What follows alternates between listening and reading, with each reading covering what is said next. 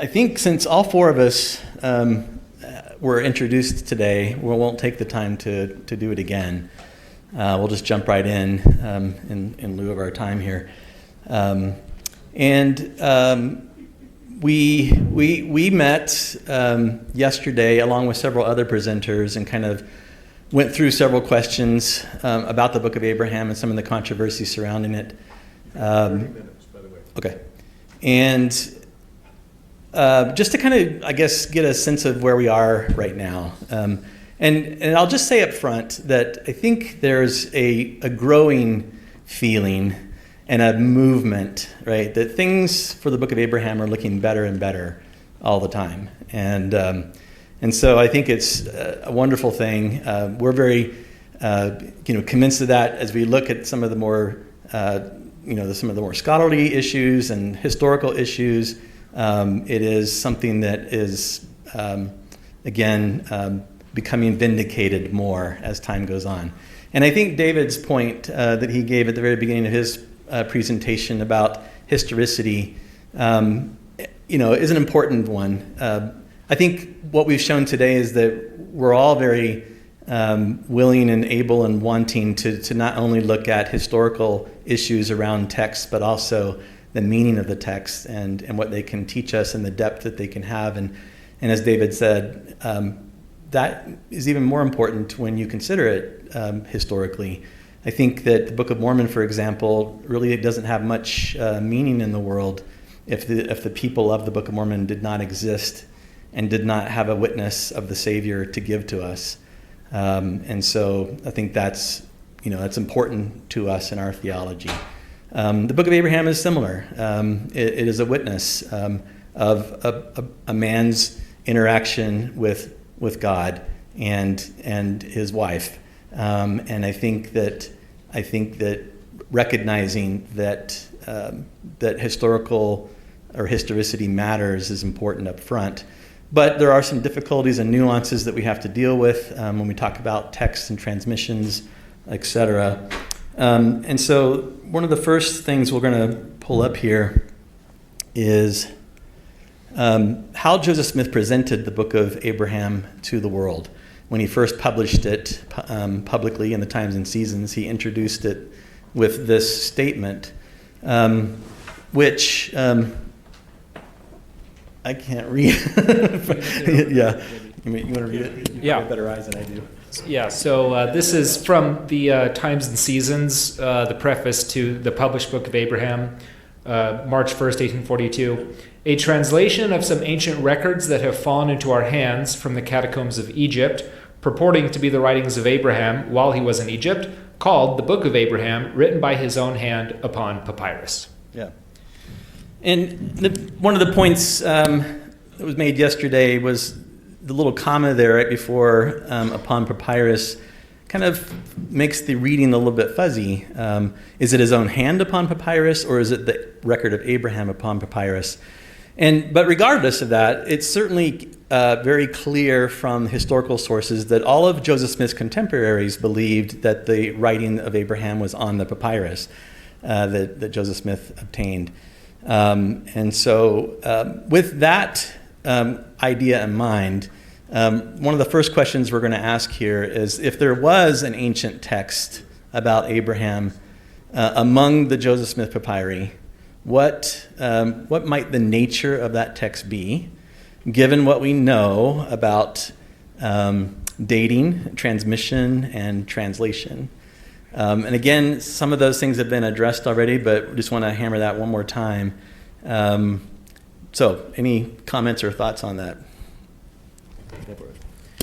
I'm struck by the fact that multiple presenters today, including David and Avram and others, touched on what appears to sort of be an inevitability that if there's an ancient Book of Abraham text, and if that ancient Book of Abraham text was on Egyptian papyri that Joseph Smith acquired, it must have been a transmitted text.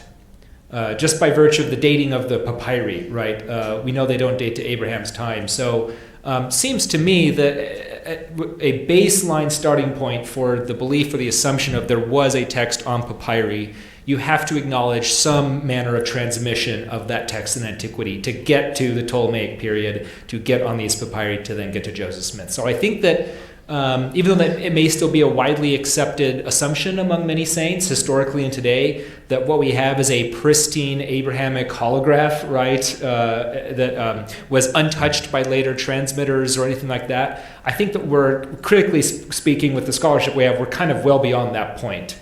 So that seems to me, again, like sort of the baseline starting place if we want to discuss about an ancient Abraham text that Joseph Smith had. Yeah. And what does that mean, right? To like, yeah. sorry, what does that mean then to the nature of the text? What if it is a transmitted text and it's come down through the ages? What could have happened to it? So, David, and then Mike, you want to comment? Sure. So there are a number of ways of looking at this, and the way biblical scholars have normally analyzed biblical texts is that they go through a long period of transmission, right? And so take the book of Genesis as an obvious parallel here, obvious connection. There are today actually many approaches to the documentary history of the book of Genesis.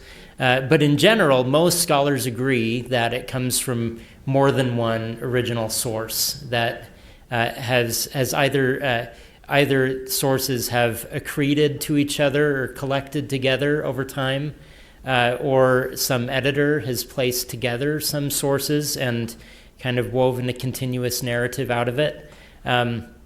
So that could be one potential approach to the Book of Abraham. And to me, that works very well because there are parts of the Book of Abraham, as, for example, Avram pointed out in his talk today, that seem to resonate with an ancient Bronze Age Levantine milieu context. And there are other parts that seem more in line with Ptolemaic Egypt, or even, as I would suggest, maybe even a Christian context. And I would like to add to that, though, that in any case, we are dealing with a revealed text. We know for sure that it was revealed by Joseph Smith in the 19th century. That's, I think, indisputable. But then beyond that, it's also, I think, worth considering that whoever produced the Book of Abraham in whatever period, Greco-Roman Egypt perhaps, was also a revelator and revealing something even earlier. Even the Book of Abraham itself presupposes this kind of revelatory production of texts. Abraham sees through the Urim and Thummim what he describes in Abraham chapter 3. So it's in line with the kind of concept that the Book of Abraham itself sets up, that we have a chain of not just, mindless scribes trying to transmit things, but maybe actually prophets revealing things as they go. Yeah. No, I'm very hoarse for some reason. I started dealing with this back in 1966, 67, when I was on my mission. I wanted to, even earlier than that, I remember as maybe 12 years old looking at those Egyptian things and thinking, wow, someday I'm going to read this. And it played a major part in my life, really. And I think my concepts of what it is, how it came to us, have changed over that time. When I first looked at it, I thought, this is the text as Abraham wrote it down and Joseph Smith revealed it as such. It was only later that I thought about, being transmitted down through the ages and whatnot. It's a remarkable text, and I think has given us insight into the character of the man Abraham, much better than we have in the biblical remains of what Abraham said. And I know, working with Hugh Nibley, he loved that book of Abraham. He obviously he wrote a whole book on it, and the discussions I would have with Hugh over the years were enlightening and motivating. If I could just say one final thing, since we have on there also the translation of the Book of Abraham, I think it's okay if I shamelessly plug this because it's coming out with Interpreter, but I have an article coming out in a few weeks. I just got back the galley proofs addressing what I believe to be the manner of a translation Joseph Smith produced, right, with the Book of Abraham. And it's just my own theory. I'm not saying it's absolutely true, right? It's still an open conversation. But the other little sort of asterisk I'd put on this is to say, I acknowledge it as a translation. That is terminology I'm fine using, as Joseph Smith did.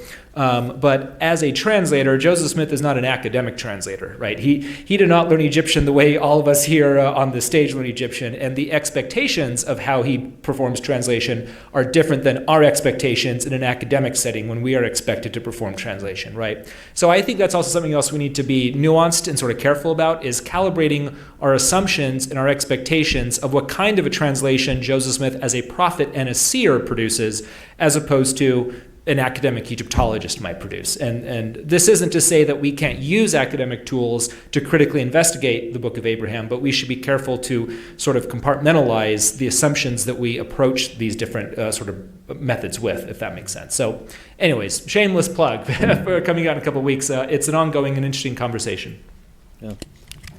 And just to kind of, just to make sure that we're not coming down on any one side or another as far as the details in the text, we're just saying that we can be open to the idea that there may be layers, right? As this text is being transmitted, there may be changes in wording or expansions or whatever that you might have in there. And so, but even that becomes debatable because we don't always know, how far back a word might go or how far back a concept might go. So that's all part of the scholarly investigation. But so I think there is a consensus here, though, that Abraham is real and that he produced a text of some sort, a witness, a testimony, as he says in the Book of Abraham. He wrote it for his posterity, and that text was transmitted. But how it gets shaped and formed and reformed, perhaps by students or adherents over the ages, it's hard to say.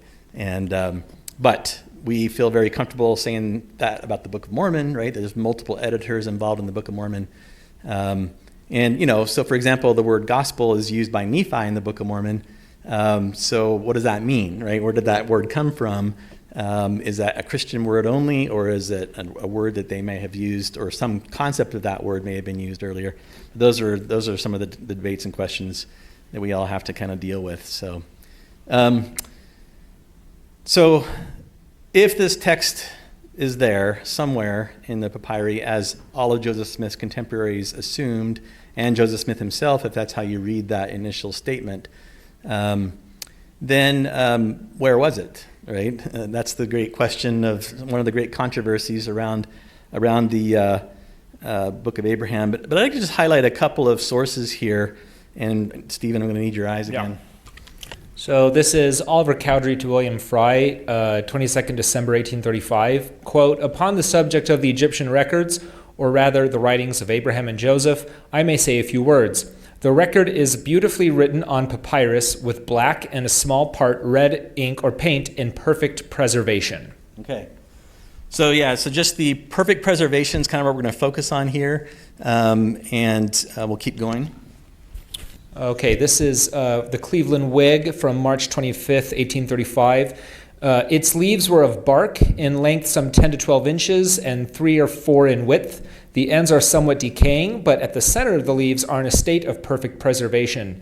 It is the writing of no ordinary penman, probably one of the old men near whose heart it was deposited at the embalming. The characters are the Egyptian hieroglyphics, but of what it discourses none can tell. There is also another book, more decayed and much less neatly written, its character and import involved in like mystery. Yeah, and this occurred before Joseph Smith actually obtained the papyri that he did.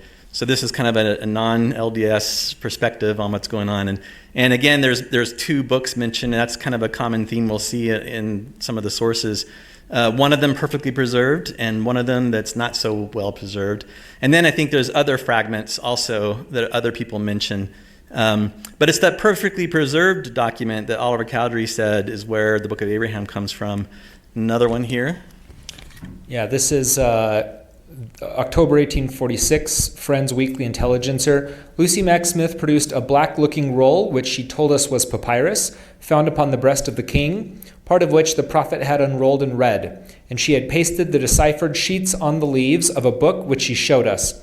The roll was as dark as the bones of the mummies, and bore very much the same appearance, but the open sheets were exceedingly like thin parchment and of quite a light color. So you want to comment on why this one's important? Yeah, so if you've seen a rolled up papyrus, a common practice to preserve it is they would, after they rolled it up, they would sort of try to seal it with black bitumen or pitch, right? And so unrolled papyri tend to have the sort of black outer color to them, but as you unwind it, obviously, it gets lighter in color the more you get into the interior of the scroll because it's been better preserved, right?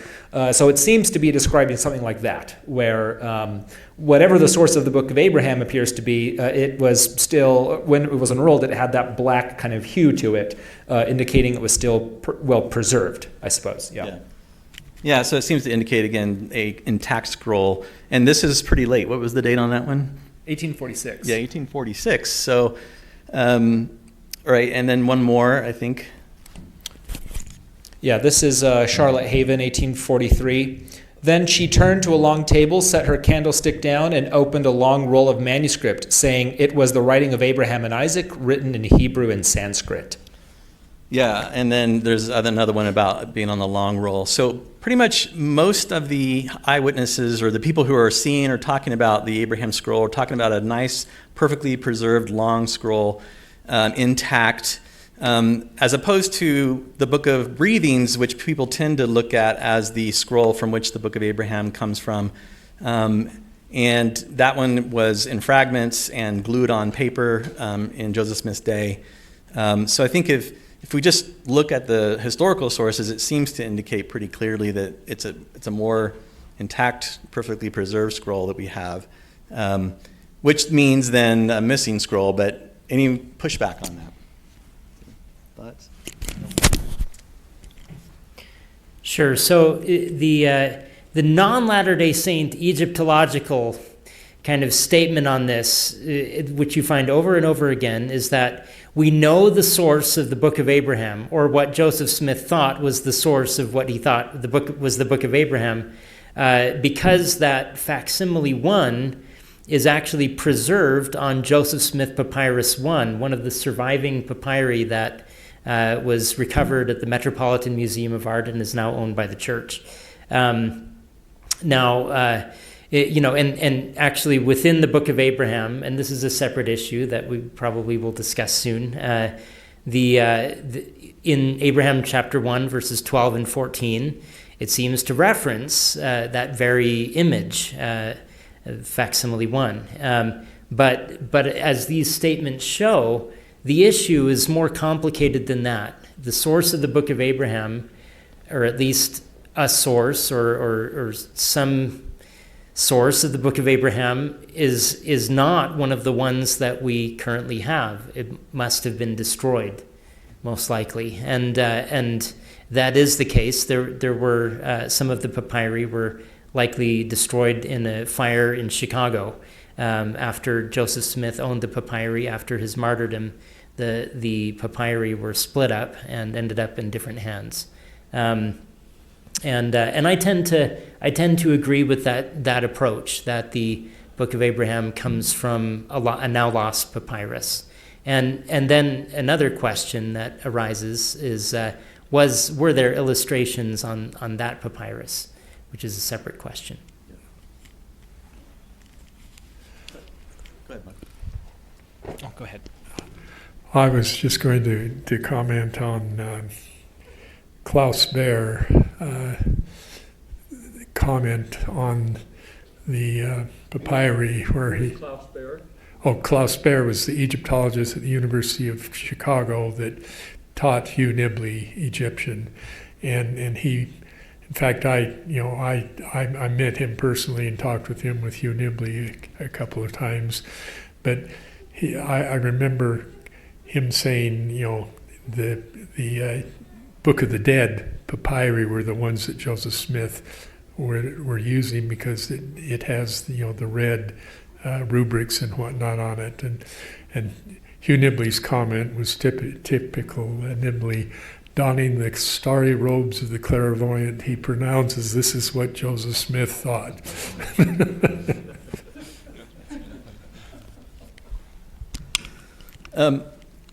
So the first question here, do we have the original manuscript of the Book of Abraham? And going back to a source earlier that we already read, Lucy Mack Smith seemed to indicate that the manuscript was glued into the pages of a book.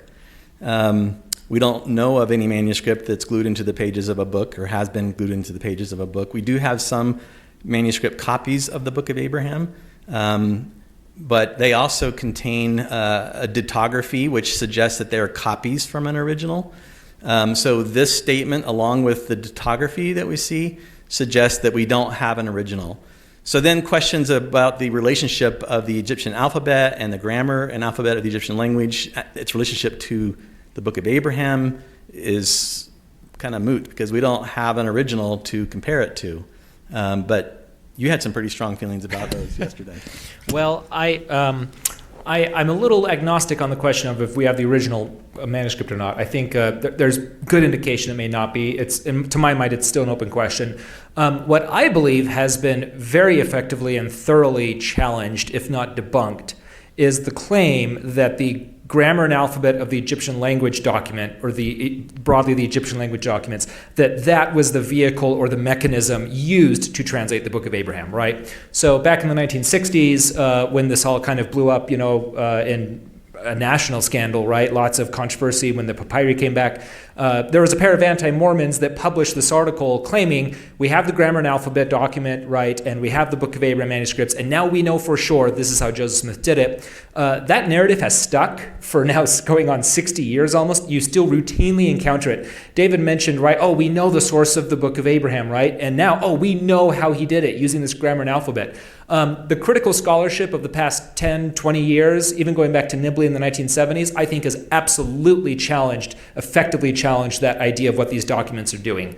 Kerry Muhlestein has talked about this. All of our sources say that Joseph Smith is translating by revelation. None of them have him translating using a grammar and alphabet, right? So whatever this group of documents is, it's worth exploring, it's worth analyzing, but I think we absolutely need to move beyond this idea that they were the RLDS historian Richard Howard back in the 60s called them the modus operandi of how Joseph translated. I think that's absolutely not the case now. It can be very effectively challenged.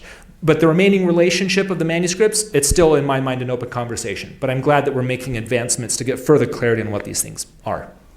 Yeah, thank you. So did the Abraham text originally have illustrations? David mentioned that earlier. And what's the relationship of the Egyptian facsimiles to the Abraham text? And a question that came out from the audience, the hypocephalus wasn't attached to any of the scrolls.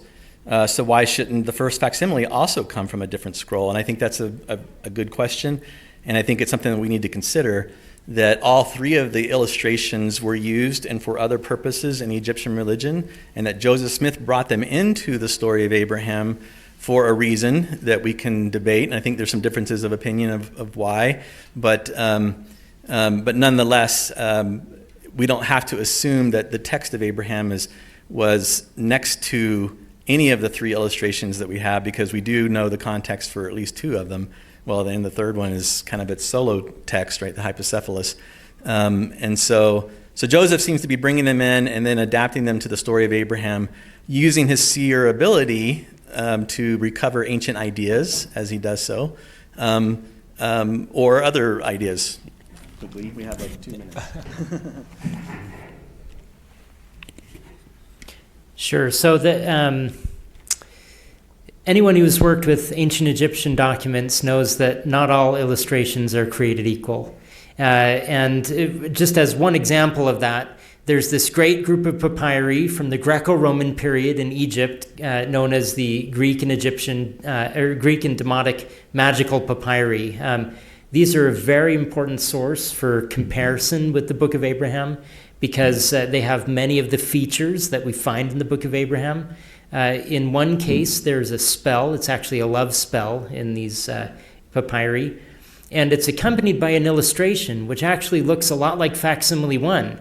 It shows a figure on a lion couch with another figure standing above that figure, kind of like Anubis over Osiris in an embalming scene. But the spell invokes Abraham, Isaac, and Jacob. And oddly enough, the name Abraham in the spell actually appears directly below that image. And some have speculated that this is actually connecting the story of Abraham with that image, which is a very plausible notion. But the image is very crude. And supposing, and this is of course speculative because we're talking about papyri that no longer exist, but if the source of the Book of Abraham was this long roll, then, and it was illustrated, perhaps it had images like the ones, like the facsimile 1 preserved on Joseph Smith Papyrus 1, but because it was much more crude than the one on Papyrus 1, Joseph Smith chose the one on Papyrus 1 as a better one to publish. This is just one possibility. But I would like to emphasize that many people who are not familiar with ancient Egyptian documents may underestimate how strong the case is for an ancient context to the Book of Abraham. It reads very much like an ancient text, and there are many, many parallels to this kind of thing. We have the Apocalypse of Abraham, the Testament of Abraham, all of which have very close parallels.